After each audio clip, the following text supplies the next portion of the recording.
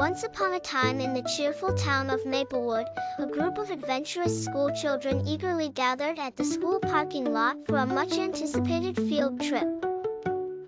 Their teachers, Mrs. Henson and Mr. Brooks, smiled as they ushered the class into the bright yellow school bus, driven by the friendly Jamal.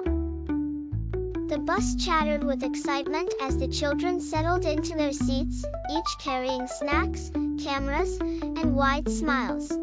Little did they know that this field trip would be unlike any before. As Jamal steered the bus toward the countryside, something spectacular began to happen. As they reached the outskirts of town, the bus trembled slightly. Lights flickered, and the engine made an unusual purring noise.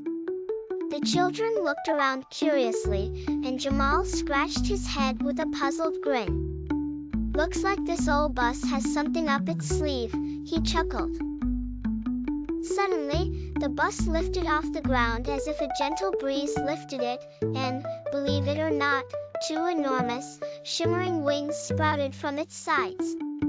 The children gasped in awe, their eyes as big as saucers as their once ordinary bus became a magical flying vessel. Mrs. Henson leaned over to Mr. Brooks and whispered, "I guess we're in for quite the adventure." And with that, the bus soared higher and higher into the vast blue sky, leaving behind the winding roads of Maplewood. Jamal, looking more surprised than anyone, found himself guiding the flying bus through fluffy clouds and beyond. The journey took them past the twinkling stars, and soon they were marveling at the colorful swirl of galaxies. The children peered out the windows, pointing at shooting stars and waving at distant planets, their laughter ringing through the air. The bus swung by Saturn, where curious rings spun like giant hula hoops, and they even had an impromptu stop on a fluffy moon-shaped puff of cloud. Mrs. Henson organized a cosmic picnic. Sandwiches tasted better with a view of Jupiter in the distance.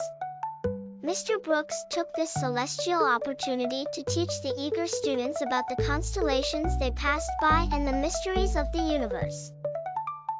Meanwhile, Jamal navigated the cosmic rivers with the skill of a seasoned astronaut, whistling a cheerful tune. After exploring the wonders far and wide, the bus decided it was time to head home. With a gentle swoosh, it circled back to Earth, gliding over oceans and mountains before landing softly in the familiar school parking lot. As the children disembarked, their minds buzzed with the day's incredible events. "I can't wait to tell everyone we went to Saturn today," exclaimed Jenny, clutching her souvenir, a tiny comet she'd caught.